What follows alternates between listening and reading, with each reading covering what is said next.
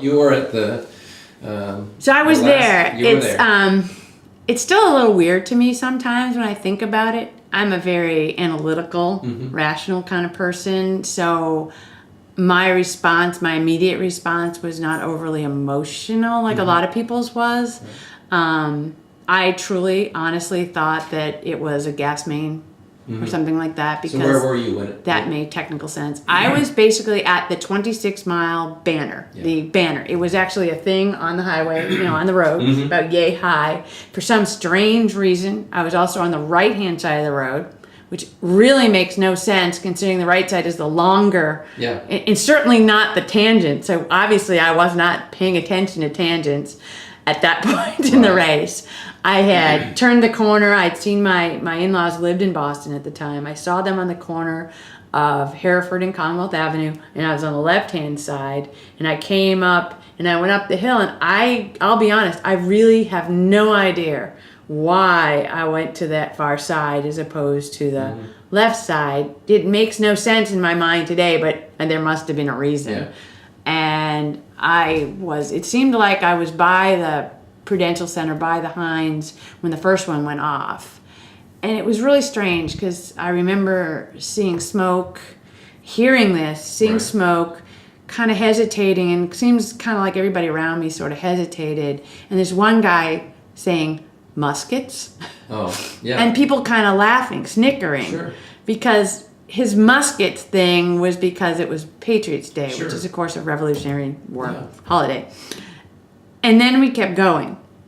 And what seems in my brain and in my mind to be 5 minutes is really something like 20 seconds or 12 seconds, I think, when the second one went off. And my registration in my mind of the second one today still is fire and smoke and stuff in the air. Yeah. Stuff sort of flying in the air. Well, why would you think it's anything else? I mean, and stopping, and people kind of around me all sort of standing there. And I remember saying something like, my God, I think that was on the sidewalk. People could have gotten hurt. What was that? And another person saying, a boiler? And then sort of the next thing that kind of happened is that people were running at us and making us kind of get off the road. And after that, I process all the emergency vehicles, the noise, the sirens, and being all of a sudden standing in the parking garage of the Mandarin Oriental Hotel and asking a gentleman if I can borrow his phone, because I am not going to get to my phone because it's in the gear bag. Right. And him standing there, and he's talking to a person telling them, man, there's an explosion. I don't know what's going on. And he handing me his phone, and I telling him that I'm going to call my mom because she lives in Natick and she would be watching this on television and she would be tracking me, so she would be worried. But it's a local call, so don't worry about it. Right. Yeah. And, calling my mom, telling my mom there's an explosion at the finish line. I don't think we're going to get to finish. I don't know what happened. Turn on the television. And my parents were going to Germany, and they were supposed to leave the next morning, which they did. They ultimately got out. There was no problem. It was kind of strange. I got out the next morning. And then the next thing I did was I asked the guy if I could text my daughter, because I knew she wouldn't be able to hear the phone because she was watching the race. And she was watching the race at about the 25.5-mile mark. And I texted her, and she said, I know, we're right in Kenmore Square now, and we don't know what's going on, Mom. What's going on? I said, I don't know what's going on. She said, the runners are stopping. And she texted me back, runners are stopping. And I said, go to your dorm. Yeah. And, I think some of you know that Vivi and I ran a lot of the way together, and, we kind of had split up, but I could see her in front of me, and another friend of ours, Ken, was with me in the last couple of miles, and I actually stopped.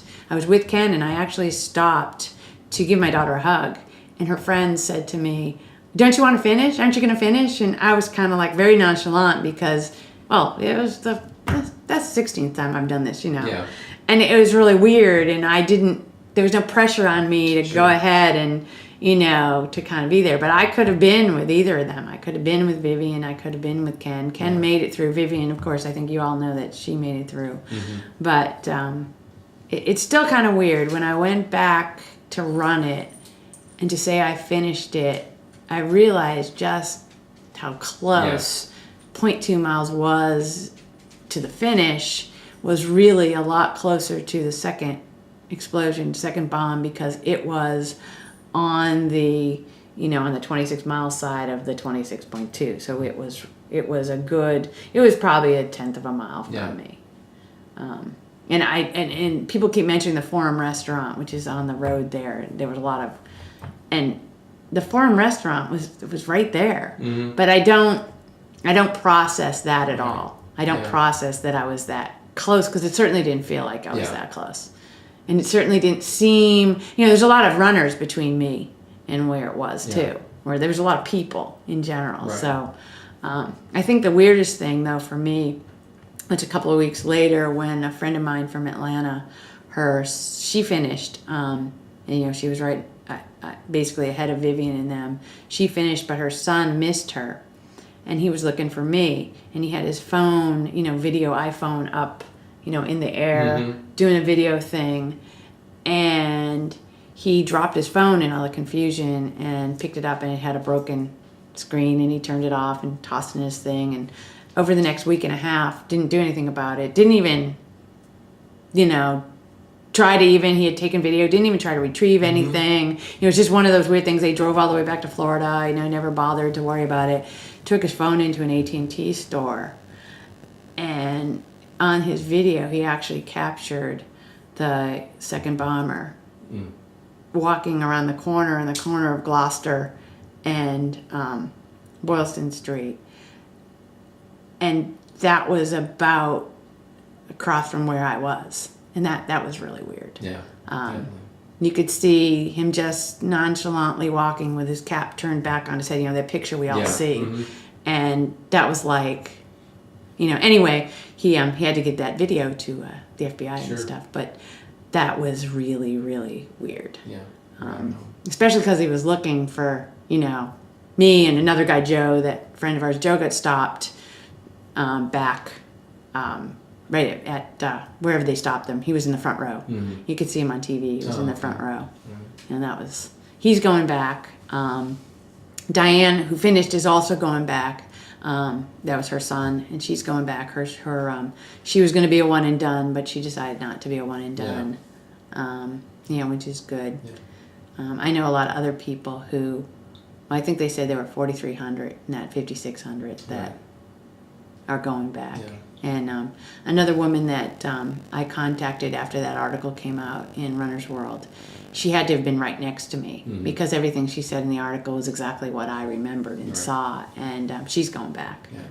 So she's from Michigan. So that's, it was, I don't know. I sort of had a lot of bad luck with marathons the last few I've run. I mean, not Steamboat, where that was for fun, not the one I paced. But prior to that, all the ones I trained for, Boston in 2012 was hot. Mm-hmm. New York was canceled, and then that, and it's like, okay, training for Indy. Indy's got to be good, right? Yeah. Oh, you're coming to Indiana, so it'll be good. You'll like it. It's flat. Oh, not too flat, I thought. Well, no. I thought there were some hills in where Butler is, wherever. Yeah, there are. There are some inclines. And okay, over good. by the when you come out by the Indianapolis Museum of Art, I think it is. There's a. I always need a little incline, just a little. Yeah. It's not. I mean, I don't want to climb a mountain, but I need a little bit of rock and roll. You will. Well, thank you so much. You're welcome. You did great, and especially telling us about Boston, because that's historic. Not a fun historic, but not a fun historic. I don't think. One thing I'll show you downstairs is the $20 bill. Did I talk about the $20 bill? No, go ahead. Oh, that's weird. When I said things were flying in the air and, that kind of stuff, and I kind of, this debris kind of flew at us, and I grabbed at this piece of debris, because it was coming at us. And when I looked down to see what it was, it's actually a $20 bill, and it's singed. Oh. And I took it home. And it's downstairs with my medal and all that stuff, which I have to put in some kind of shadow box. I kept the little passport thing they sent you. I kept the little card that has and I kept my number and everything. Wow. But it's weird. I'll show it to you. It's really kind of weird. Well, thank you again for stopping. Yep. Hey, no problem. And I'll see you. Anytime. There's plenty more pasta. Sure you don't want it tomorrow? No, I made all that extra because I got to eat during the week. Well, tomorrow it's mainly eating for 24 hours. And a little bit of running. That's the only reason why maybe I would consider doing another because I get to eat lunch. There you That's go. an ultra, you know. Yeah. You run a marathon, you eat lunch. Right. I mean, Yeah. that's really appeals to me. Yeah. The lunch part, maybe not the running part, Right, but the yeah, lunch right, part right. really Right. appeals. Especially those boiled potatoes. Oh, I remember those at the Huff. Oh, those were good. Yeah. All righty. Well, All right, you so much. thank you.